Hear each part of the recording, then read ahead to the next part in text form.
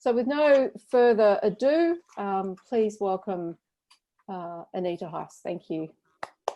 Thank you.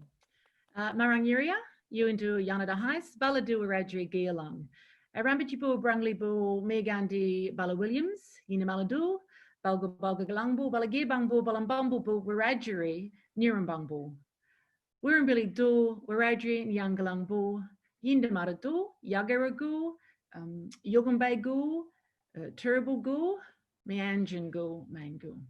Good evening, everybody. My name is Anita Heiss, and I have Wiradjuri belonging from Arambi Mission and from Brungle Mission in central New South Wales. I'm a Williams, and I pay my respects this evening to my elders, to those who have passed over, my ancestors and Wiradjuri country. I have a deep respect for the reclamation of Wiradjuri language, but I am just learning it, and it will take me a lifetime to learn it. So if there's any language speakers online tonight, please do not get in the chat box and tell me what I've done wrong. I'm trying. And I'm speaking to you this evening from Meanjin. Most of you will know that is the city of Brisbane. And I pay my respects to the Yagara, Turrbal, Yugambeh peoples on whose country that I love living and working and socialising when I'm allowed to outside of COVID. I want to thank you, Fiona, for that lovely introduction. I always get very nervous because I'd rather just people not anticipate anything fabulous and then be surprised, hopefully. And thank you, Roger, for the invitation to speak this evening. It's very humbling to have this opportunity. I'm so pleased that you reimagined it. However, I was quite open to rescheduling to go to Cairns at some point. So sort of mixed about my feelings towards that. I'm thrilled to be giving the Barry Andrews address in honour of the late lecturer and literary scholar who I'm advised had a sense of irreverence about himself, and that the goal of this lecture series, annual lecture, is to challenge. So I'm hoping that I can do Barry Andrews proud this evening with my attempt at challenging you all. I follow in the footsteps of people like Nick Jose, Brian Castro, Kate Jennings, Melissa Lukashenko, Charlotte Wood, Kim Scott, Tony Birch, and Chloe Hooper. So I've got big shoes to fill, but I'm at size 9, so hopefully I can do that. And I'm really grateful this evening to be able to celebrate and elevate First Nations voices. Now, when Roger and I first sat down in January under the trees at University of Queensland at Wordsmith's Cafe, and we talked about this evening, I had an idea straight away as we sat there, and I had a structure in my mind of what I wanted to do, and I wanted to start by acknowledging the pioneers of Aboriginal literature in this country and then move from there. But with the Black Lives Matter and the Aboriginal Lives Matter movements in the past weeks, and the phenomenal increase in interest in Aboriginal literature from everyday readers, from mainstream readers, from my neighbours to people on the city cat here and so forth, wanting to read Aboriginal literature quite often for the very first time. I think this is where I must start this evening, and I want to talk a little bit around that and then move to talking about pioneers and a whole lot of other things. So I want to begin by acknowledging the surge in interest in sales and hopefully in the reading of our work, because we all know, as it was pointed out to me, there's a big difference between buying a book and then reading it. And if you're like me, you've got 2 or 3 or 4 to be read piles of books. If you're like me, you go to writers' festivals and buy a whole lot of books. It doesn't mean you get to them immediately. So I'm hoping that all those books that have been purchased in the last 5 weeks are being read. Now, as an author, I am incredibly passionate every day about our storytelling. But right now, I'm incredibly heartbroken about the ongoing issue of Aboriginal people dying at the hands of the police in this country. But seeing what's happened in the last few weeks, 5 weeks, and people really turning to our literature, I'm both, it's heartening and it's hopeful to see what's been happening, even though people are coming late to our work. Many, as I say, are first time turning to our books for the first time, but also to other authors of anti-racism literature and so forth. And they're doing this because they want to fulfill their desire to learn about Aboriginal cultures, our shared histories and our experiences. And booksellers around the country are also getting on board, and some of my favourite books sellers, and possibly yours, put it in the comments if yours are doing the same thing, but Avid Reader and Readings and Booktopia and even individual Demic stores are all creating their own lists of First Nation authors and lists of works around race and so forth, so that it's easy for readers, particularly new readers, to be able to find what they're looking for in the genre that they need. Now, as an author, and I said to Roger a number of times, I'm not an academic. Oh, yes, I've got a PhD and I jumped through all the hoops and so forth, and I'm a professor of communications and so forth, but I really speak mostly from the position of an author and an ambassador for reading, really. So as an author and as an Aboriginal woman, as a Wiradjuri woman, I want Australians to have the knowledge and the education that many people, including myself in the education system, were denied through centuries of schooling and through tertiary education that removed or papered over our experiences, Aboriginal experiences throughout Australian history. Now, I want the history of invasion and the effects of colonisation, the impacts of removing children under racist government legislation, the truth around Aboriginal people dying in police custody. I want all of that to be understood. I want it to be owned, and I want Australians to feel it in their hearts, just as I do every single day. And I want Australians to step up. I want them to be armed with the knowledge and to feel confident in saying, I understand and the time is up and we stand with you. And I know that our literature, and I'm going to go through a whole lot of stuff tonight, I know that our literature across genres can provide that education, can provide that knowledge and that ammunition to have the hard conversations that many of you need to have. I have them every day. I just need some help having them. There are numerous recommended reading lists to be found, and many more are being created on a regular basis. Probably as we speak, you may have created your own recommended reading list, and that's absolutely fine. But what we need to recognise is that every list that we see online for whatever, except for tonight's literary list because they're like special, we need to recognise that these lists are subjective. They're very subjective. And 2 days ago, I think it was, I found, this is an example of how subjective they are, is I found that one of my novels, commercial women's novel or popular fiction or chick lit or whatever you want to call it, I also hate that whole hierarchy. I mean, don't we all want to write something that's popular? No one's writing unpopular fiction. Anyway, my popular fiction, Manhattan Dreaming, was listed in Harper Bazaar's list of one of 17 significant books of women of colour to read. Now, I love that novel. It was published in 2010. I loved going to Manhattan to research it, but it is not the book that I would recommend to someone to read at this particular moment in history when people are reaching out looking for the right book to read. And but the point is, people read differently, and for that magazine's audience, a novel set in Manhattan that looks at identity and politics through relationships and art is probably the best reading option from my list of published works. So as we speak, there are key Aboriginal works on bestseller lists around Australia. In the last weeks, we've seen, well, last months, but more so in the last weeks, when we've had this concentrated surge in book buying, we've seen on those lists, obviously Dark Emu by Bruce Pascoe, Talking Up to the White Woman by Professor Aileen Morton-Robinson, Welcome to Country by Professor Marcia Langton, and Growing Up Aboriginal in Australia, strategically placed, if you can like to just acknowledge that. Among those titles. Now, most of these are relatively recent publications, except for Professor Aileen Morton-Robinson's, which has been out for some years.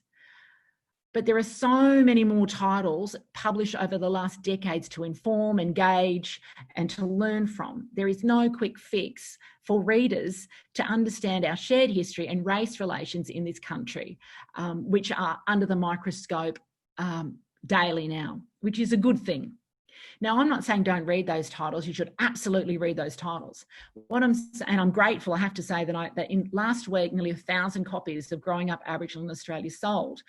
I saw that via BookScan, because what that means is that nearly 1,000 people now have access to to 52 stories from around Australia that focus on identity, place, family, personal and community histories. Now that's significant reach if we are, and I am, trying to change the psyche of this nation and people's behaviour one story and one book at a time.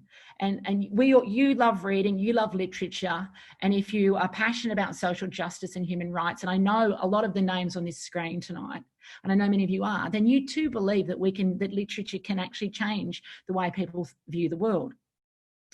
So what I'm saying is that people read differently, therefore we need to look at all genres for learning. And with that in mind, I just wanted people to put in the chat box, if you will, a title or two titles of any book that you've read by a First Nations author in this country that has informed your own learning, your own journey, your own understanding of Aboriginal Australia today and race relations and our shared histories. Perhaps you've read something that's actually informed your understanding of your white race privilege, if that is at all relevant. I'm not saying that you need to, but if that is something that has happened for you, then it'd be interesting to see what those works. Carpentaria, brilliant book.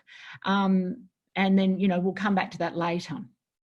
While you're doing that, I just wanted to flag that this morning, and this is one of the reasons I'm not taking questions, is because I'm absolutely exhausted answering questions in the last few weeks about what should I read and what should I think and where should I go. And that's not my job.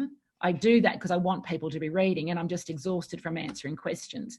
But this morning I found out, so obviously I work on BlackWords with AustLit, which I'm going to talk about shortly, that in the last 2 weeks, there's been more than 1,000 visits to BlackWords from new people, for people who do not subscribe, I should say. So they don't subscribe to AustLit, and all of a sudden they've appeared. This is a really fantastic thing that's happening. More people searching for ways to engage with literature.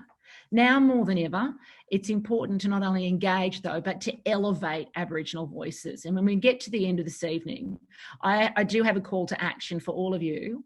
So I'm going to be watching. Roger Osborne, you check who logs off before that time, right? Because we will find you. I do have a call to action where people can make a commitment on how you can elevate Aboriginal voices. But right now, I have a quick sip of water. And I just want to take a step back and acknowledge a handful of the most significant writers, in my opinion, and their work as our pioneers, writers who bravely and boldly paved the way, who pushed publishing boundaries and reclaimed sovereignty by writing black words on white pages. Now, many of you will know many of these writers, maybe you don't. So let's see. Okay. We lived without PowerPoint for tens of thousands of years. Can you see that? And how do I know I need to go like that? Is that working? Roger? Okay, beautiful.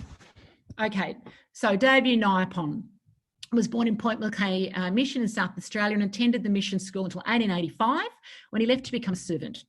Encouraged by others to pursue his interest in philosophy, science and music, he read widely and became well known for his intellectual capacity and inventions. He spoke regularly at schools and learned societies and often attended government inquiries. In the 1920s, he began to study Western mythology and began collecting his own people's stories. And he wrote for the Daily Telegraph in Sydney from 24 and began publishing compilations of his stories. He's considered to be the first Indigenous Australian author publishing Aboriginal legends in the 1920s. However, without his permission, the publisher Angus and Robinson sold the copyright of the stories to William Ramsay Smith, who published myths and legends under the Australian Aboriginals in 1930 without acknowledgement.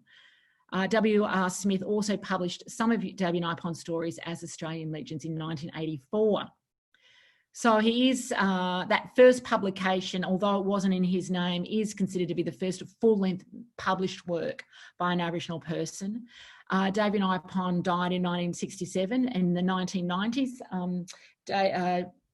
under his own name, his manuscript was edited by Stephen Mukey and Adam Shoemaker, and the family trust, the estate, got his copyright back, and the work was published as Legendary Tales of the Australian Aborigines. I have a different version of that book. a different cover, I should say. So I wanted to show that, if you can see that. Okay, and of course he appears on the $50 note because he was an inventor, patenting 12 inventions, including a shearing tool. Moving on. If someone asked me what my favourite book was, it would be this book by Kath Walker, We Are Going. It is this hardcover book with my parents' wedding photos is what I would grab if my place was on fire. So We Are Going was published, it was the first collection of poetry published by an Aboriginal person. Wiradjuri, meaning paperbark tree of the New Knuckle people of Stradbroke Island, was known as Kath Walker until she returned to her language name in 1988 as a protest against Australia's bicentenary and as a symbol of pride in her heritage. Most of you will know that Kath Walker was an activist, a painter, an author and an advocate, and she began writing at a time in our country, in a country that prided itself on policies of assimilation and policies of protection, which pretty much did everything but protect Aboriginal children. She boldly suggested that Australia should have a Charter of Aboriginal Rights, and I just wanted to share some lines from that, if I may. She wrote, "We want hope, not racialism, brotherhood, not ostracism, black advance, not white ascendance, make us equals, not dependents. We need help, not exploitation. We want freedom, not frustration. Not control, but self-reliance, independence, not compliance. Not rebuff, but education, self-respect, not resignation. Free us from a mean subjection, from a bureaucrat, protection." I believe that now more than ever, these words should be read and discussed in classrooms and lecture theatres, in English faculties and education and law faculties, because basically at the heart of what she's asking for is human rights. Now, Kath Walker's poetry back in the day sold on 10,000 copies. Now, I'm sure most of us know that that's an extraordinary number of books to sell today, especially for a poet. Her words challenged the national conscience, and they still do. And her collection, which came out in 1964, was so impressive at the time that some reviewers refused to believe that they had been written or could possibly be written by an Aboriginal person or a woman. I'm also assuming that they didn't like that she'd become a member of the Communist Party, but it was the only party of the day that didn't support the White Australia policy. I'm sorry about the quality of that image. There aren't many available. But for those who didn't know, Monica Clare, oh, my set's falling apart, sorry.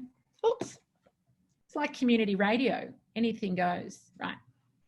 Monica Clare was a very quiet achiever but significant voice in the Aboriginal literary movement. She was a political activist and author, born at Dharwal near Goondiwindi and Mungandai on the Queensland-New South Wales border in 1924. She was the first Aboriginal woman to have a novel published.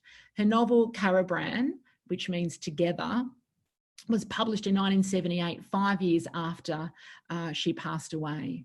The State Library of Queensland has only recently, literally in the last month, I think, announced their first Monica Clare Research Fellowship. The purpose of the fellowship is to research, explore and create new knowledge about Queensland's Aboriginal and Torres Strait Islander cultures using the John Oxley Library and the State Library's significant collections and resources. And the first fellowship went to Dr. Fiona Foley, and I'm sure many of you will know her works of art.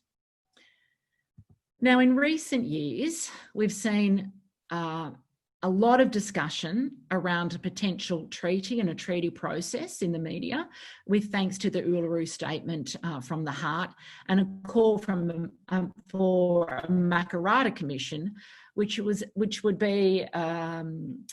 would supervise a process of agreement and treaty or so forth between governments and First Nations. But this conversation isn't new to us. And Kevin Gilbert, the late Kevin Gilbert, also Wiradjuri, who's known widely as the first Aboriginal playwright with the Cherry Pickers in 1968, actually drafted a treaty back in 1987.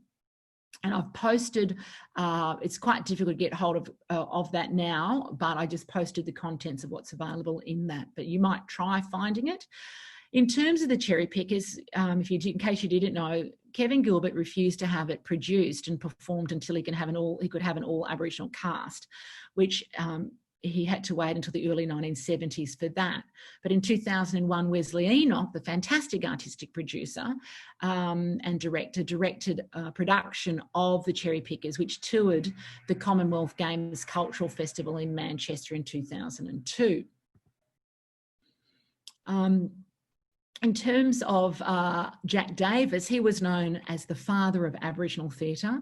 He was an Indigenous rights campaigner, a poet and a playwright from Yarloop in Western Australia. And you can see some of his publishing credits here. He once said, and I quote, "The Noongar language was always full of humour and music. Theatre in a bush arena is the very essence of an Aboriginal corroboree, and performances there are often full of brilliant dance and mime. There was and is great opportunity for theatre to draw upon the rich Aboriginal oral literature."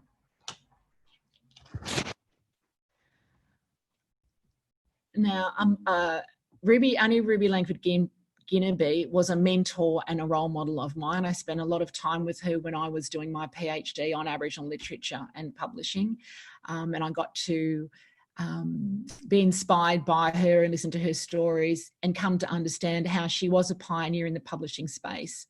She made her literary debut at the age of 54 with her first autobiography, because she did a number of works, called Don't Take Your Love to Town, and it was released in 1988, the same time as Sally Morgan's My Place, the year of the bicentenary here.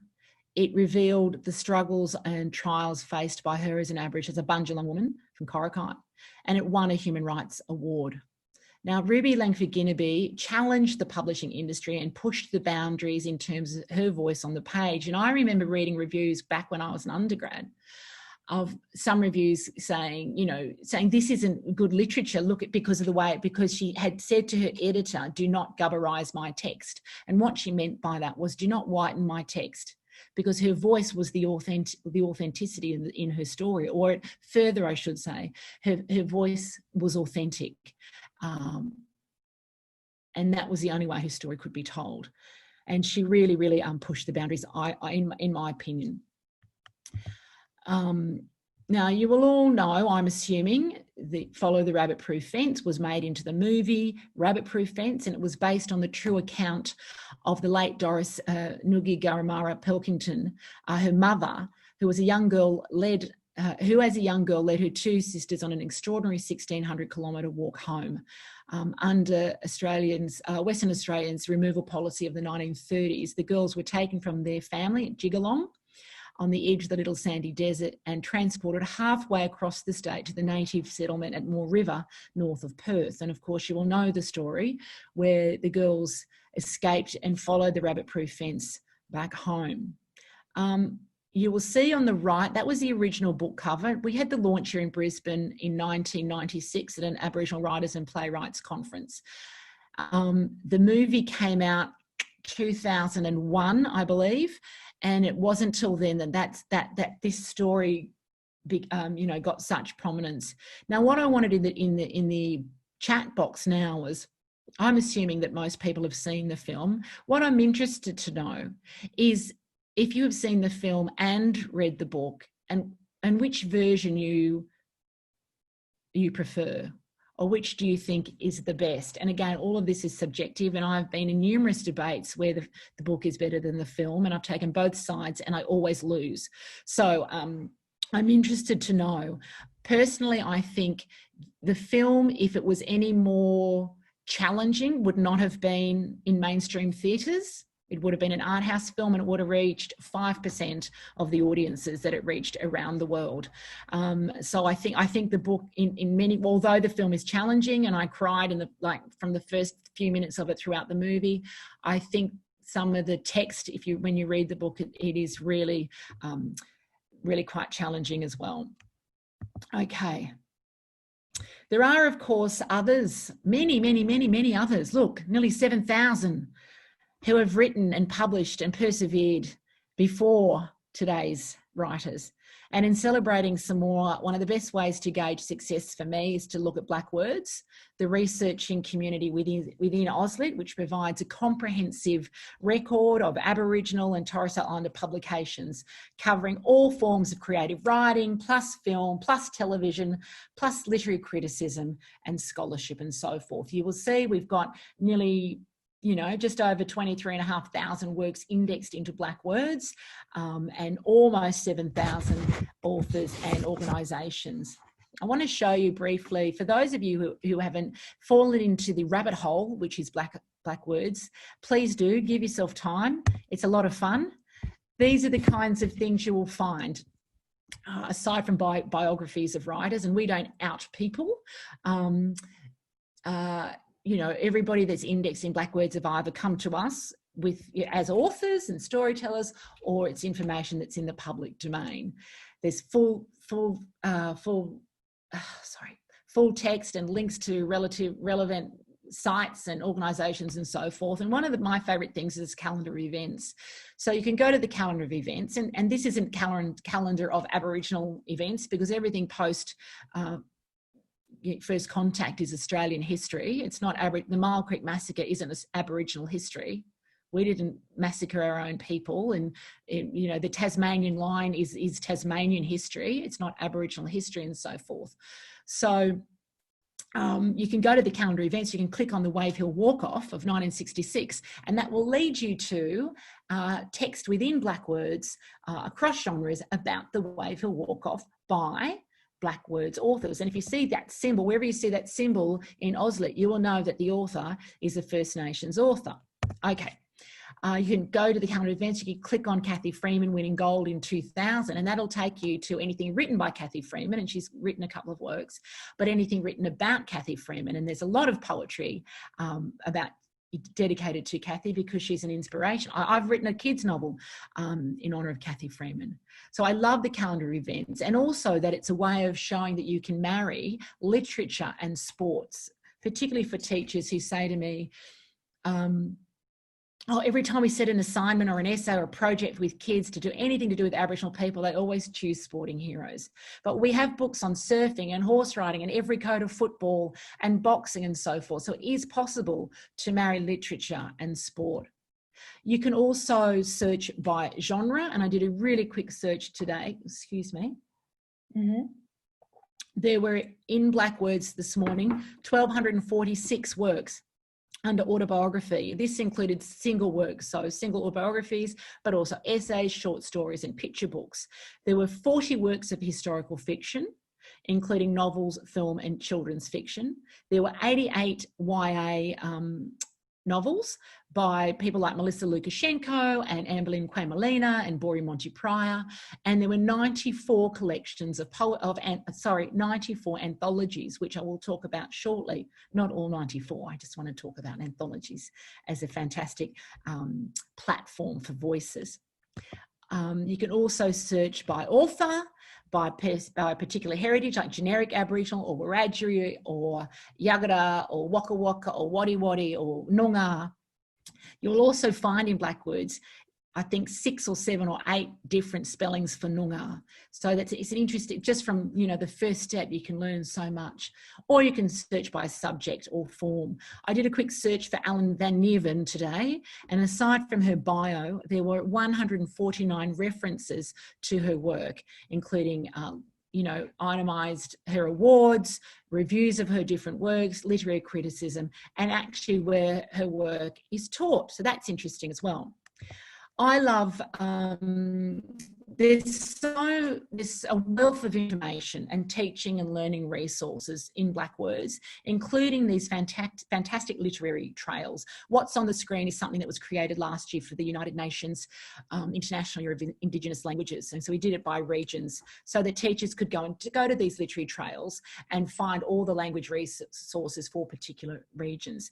But we have trails on stolen generations, Indigenous identity, sporting heroes, Aboriginal and Torres Strait Islander people in the war, and so forth.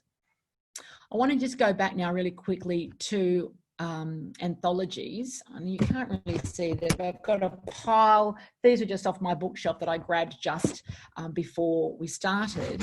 And I want to talk about the role of anthologies briefly, because they are designed, in my view, they're designed to showcase Indigenous writers, and often the aim is to provide a voice to the voiceless, to demonstrate the diversity of Aboriginal voice in Australia, and as an attempt to move away from this concept of pan-Aboriginality and to allow for self-representation in the Australian literary landscape.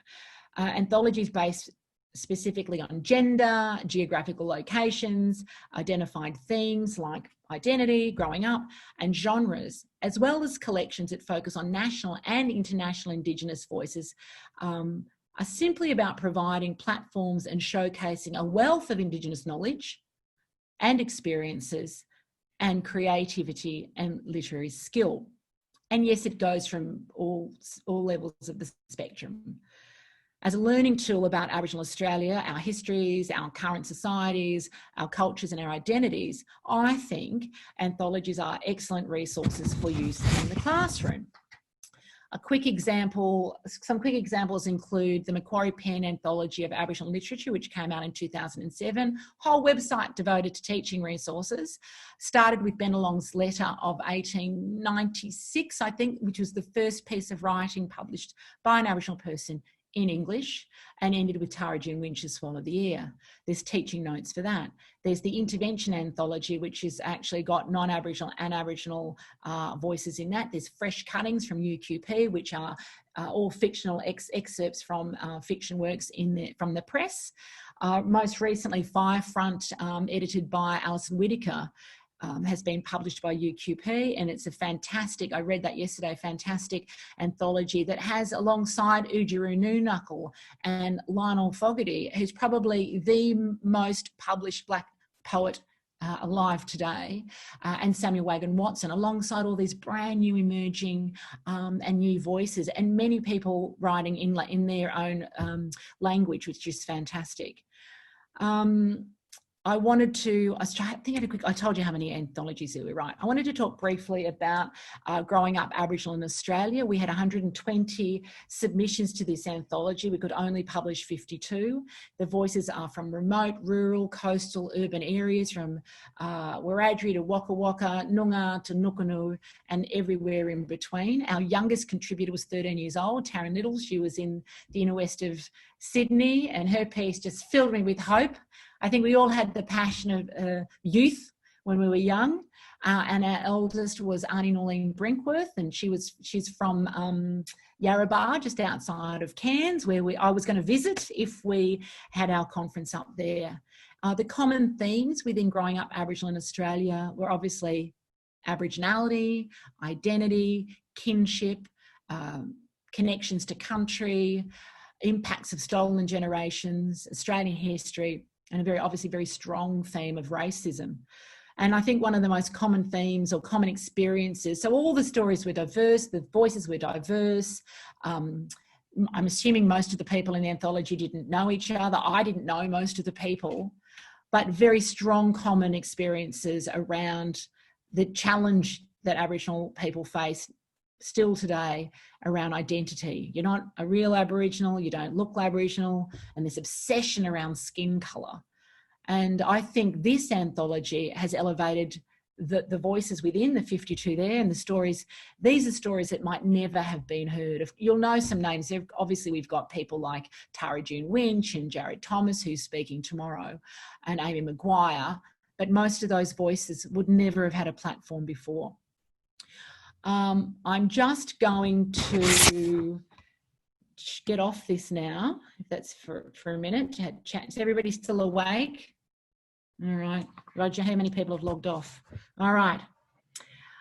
So I just want to talk a little bit about genre and so forth, and our writing. So regardless of genre and the interest in our writing, our versions of truth in our shared history, our authentic voices have become increasingly popular, not only here, but abroad, with international translations of our works. Obviously, a lot of our literary writers and our big name writers, but also individual poetry is published quite widely around the world as well. A minute ago, we saw the slide with Follow the Rabbit Proof Fence, and you would have seen the list of translations that's had. I think it's possibly one of the most translated works that we have. So Chinese, Turkish, German, Swedish, Slovenian, Italian, Japanese, Spanish, French, Dutch. I've been translated into Farsi, Spanish, Mandarin, German, and 6 languages in India and some other countries that I didn't have time to look at. Now, as authors, and I know there's authors online tonight, of course we get excited when our rights are secured in other territories. But of late, in the last few weeks in particular, with what's been happening around the world and here in particular, I've been wondering why we all so focused on our readers and finding readers in Spain and in Italy and in France. And the French are big in translating Aboriginal literature, because my theory is that they like to be able to say, well, look what the Brits did to the poor black people, without recognising that they colonised the Pacific and so forth. Another keynote. Anyway, I'm thinking, why are we so obsessed and excited about our works being translated into foreign languages when there are so many Australians here that can't actually read our work? And I want to talk a little about Indigenous languages now, literacy and bilingual literature. For those of you who didn't know, the United Nations has agreed that more work needs to be done to protect, revitalise and preserve and promote Indigenous languages, and it's designated the period of 2022 to 2032 as the International Decade of Indigenous Languages. Now, in a resolution adopted by the UN General Assembly in December of last year, the UN called upon the world to, and I quote, take urgent steps at the national and international levels. Now, the resolution came at the close of 2019, which was the International Year of Indigenous Languages, over which the UN presided, and recognised that 1 year was not enough time to put in place the necessary programs and processes to ensure success. I'm just going to share some stats. For those of you who weren't aware, according to the Australian Institute of Aboriginal and Torres Islander Studies, which is down in Canberra, in the cultural precinct down there, there were more than 250 Indigenous Australian languages, including 800 dialectal varieties spoken on this continent at the time of European settlement. Well, they use the word settlement. Settlement happened after invasion. So anyway, in 1788, only 13 traditional Indigenous languages are still acquired by children. Approximately another 100 or so are spoken to various degrees by older generations, with many of these languages at risk as elders pass away. Now, what I'd like you all to do this evening is to think about those languages, those first Australian languages, and imagine yourself now as lovers of literature. If you woke up tomorrow and you couldn't read in your first language, or you couldn't find a book in your first language. And what I'd like, just for like 15 seconds while I organise a few things here, I would just like you to write in the chat box what you might think or feel if that was your reality, if there were no books in your first language and you could not read, and you had no skills either to read in your first language. So can we have some feedback around that? Oh, you make me want to cry. Tears will come, I promise you. Thank you for sharing. This is being recorded, isn't it, Fiona? So I can have a look at these after.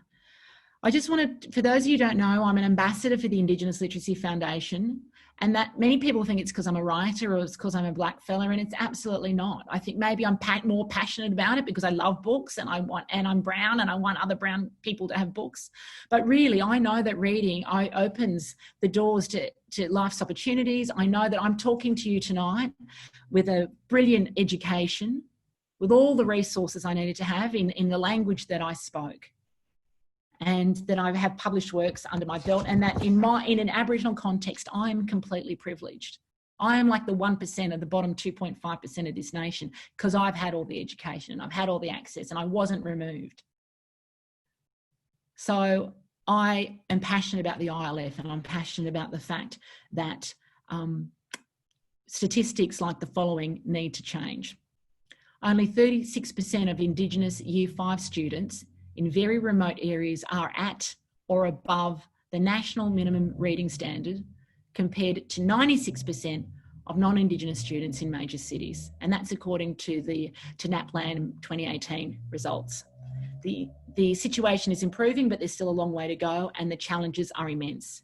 Now, apart from the historical, health, social and educational disadvantages, many remote communities don't have many, if any, books. And most of the remote communities that the ILF work in report there are fewer than 5 books in family homes. Now, I've got hundreds of books on my shelf right there. Now, the ILF's approach to raising literacy levels starts at a community level with book supply, where appropriate brand new quality books are gifted to organisations operating in remote communities, so schools, daycare centres and so forth. The Book Buzz program in Western Australia and communities shows how giving children under the age of 5 the right books in their own language develops early literacy skills. So we're working with kids that start school in many communities having never held a book, right? And through the community literacy projects, we've been able to work with and publish books in many Aboriginal languages, traditional languages, vibrant languages, sleeping languages and new languages, from Wiradjuri in the Kimberley region to Arabana in South Australia, to Creole in the Katherine region. I just want to show you a video now of, it's a beautiful video of kids, particularly up in Tiwi, where I've been fortunate enough to do some work with the kids up there, and where we do like a book festival, usually once a year, and the kids, we take all the books up there and we run workshops with the kids and they can take some books away. So I wanted to show you some of our work, if that's okay. Everyone still awake? Thank you. All right, going back, where's my thing? Going back to that, so you can see that. How do I, okay. Can you see this? Can you see that now, Roger? Thumbs up. All right. Teeny weeny kikini was a sad bird with a yellow cross. What is it? No, wait, Irkapai, you're not eating me today. Yellow duck, what do you see? I see a Oh, sorry. Teeny weeny kikini was a sad bird with a yellow cross. What is it? No, wait, Irkapai, you're not eating me today. Yellow duck, what do you see? I see a blue horse looking at me.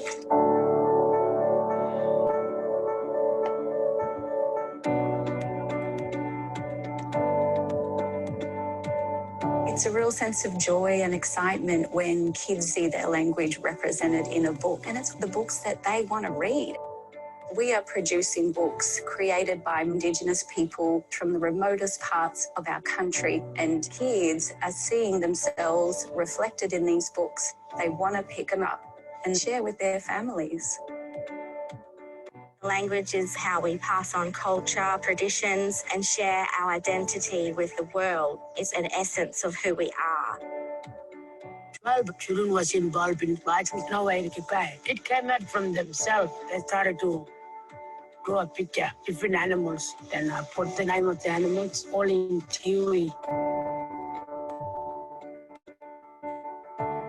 3. Tija, Wira, Here at Pidgidanga, we're making books in language, and there's 5 languages plus English plus Aboriginal English. The impact comes from the community in that it's community-led. So we are empowering people to tell their own stories. Elders in the community and all the different people come together to make these books. It's a collective process. I'm feeling proud today, sending all the books that we give out to mums and carers to take back to their home and read with their kids. Some of them just took more than 2. We've been able to gift out books to 280 remote communities nationally, responding to the diversity of needs in each community. What we did? Changes I've seen in the children since our relationship with the ILF is a love of reading a lot more often, and they're recognising the value of learning to read and how that can create opportunities for their future. They're getting up early and excited to go to school, and it's good. They can teach others. To the parents, I suggest that you read your kid in both languages. So we want to lose our identity and what ancestors taught us. It's important to keep our culture strong and to pass it on to the next generation. My child is the voice of this future. My child is the voice of the future. Kakujui wata, Yiramini in the future.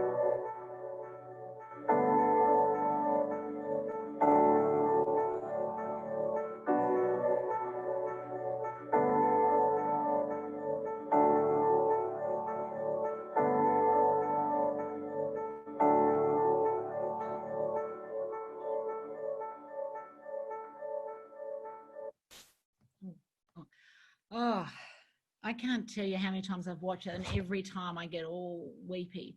And what about that beautiful young girl who says, I speak 3 languages, and she rattles off the 3 languages, and in fact she speaks 4, because she was saying that in English.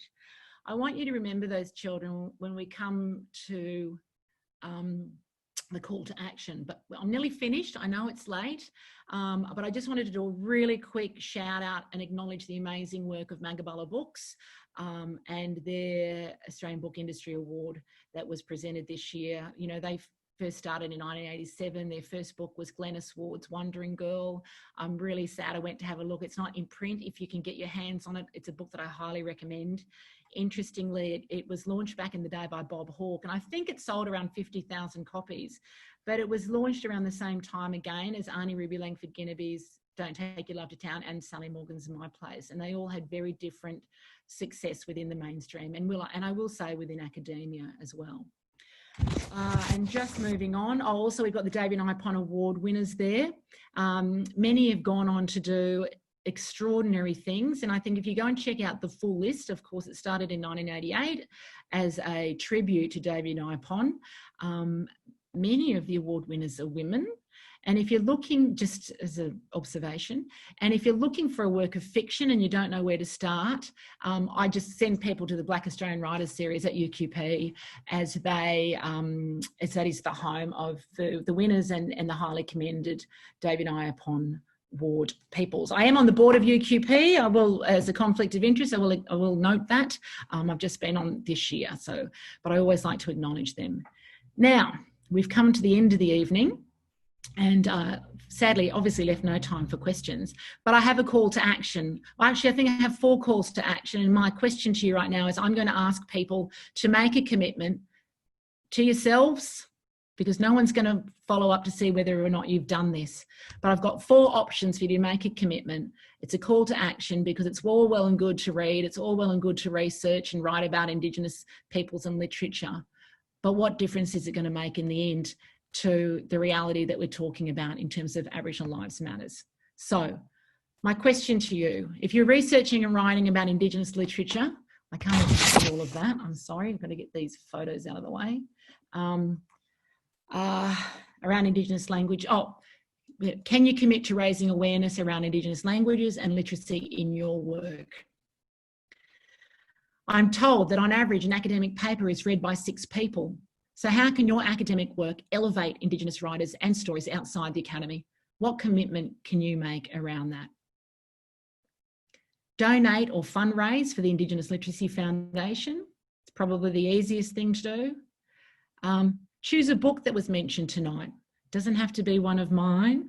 Review it on Goodreads, share it on social media, and then give it to that person in your family or your friendship circle or your workplace who you know needs to read it. We've all got one of those colleagues or distant friends or acquaintances that we know doesn't engage.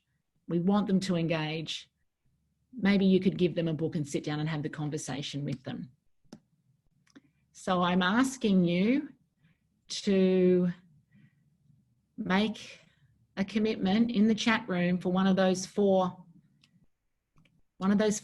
calls to action. Is anybody putting their hands up to do any one of those 4 things?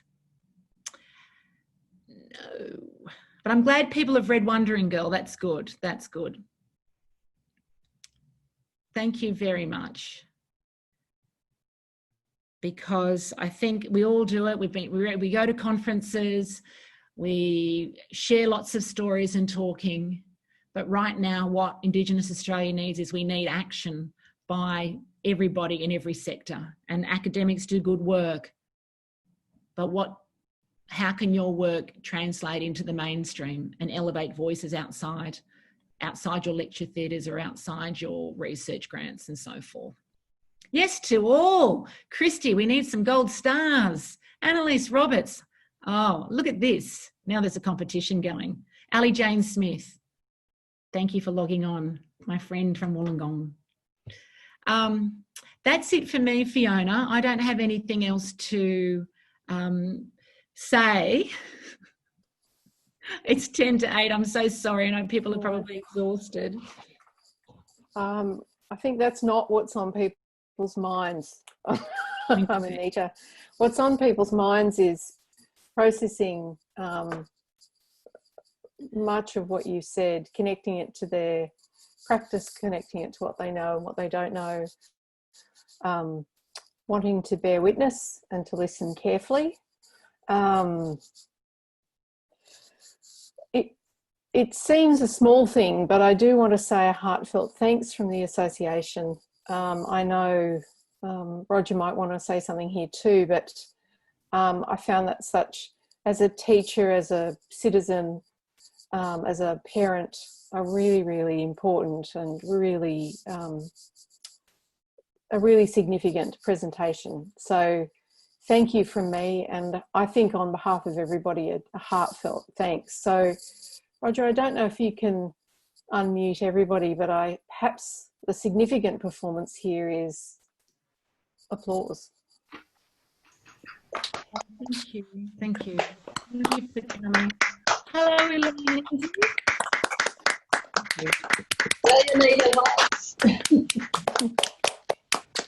You know, can I just say one more thing? Really, sorry. That, like Charmaine mentioned about how it's personal. Good question. Now, I have a PhD. I'm a commercial writer. I run my own business. I have a quick question. Who's that? Hello.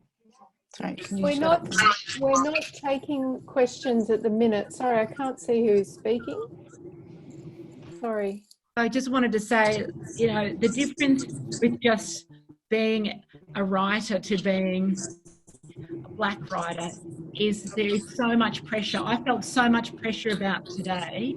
As humbling and as honoured as I am to do this, I felt so much pressure about getting as much information into 45 minutes because I really, really want people to do something.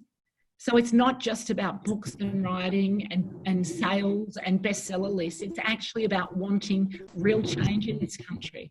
And I absolutely believe, every fibre of my being believe that literature has an essential role in that.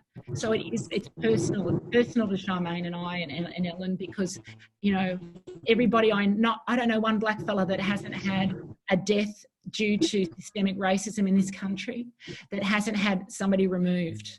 And so it is personal, even though we function in a space where we are being lecturers and performers and so forth. So I just wanted people to know that I'm actually grateful so that you have opened your ears and your hearts and turned on Zoom tonight to be part of what I think is possible, and that's real change. Thank you. Okay. Thank you so much, Anita, on everyone's behalf. It's been a long presentation. You've been fabulous. We all want to be selfish and start talking, and that's partly to do with connectivity in general at the moment and partly because we've been inspired.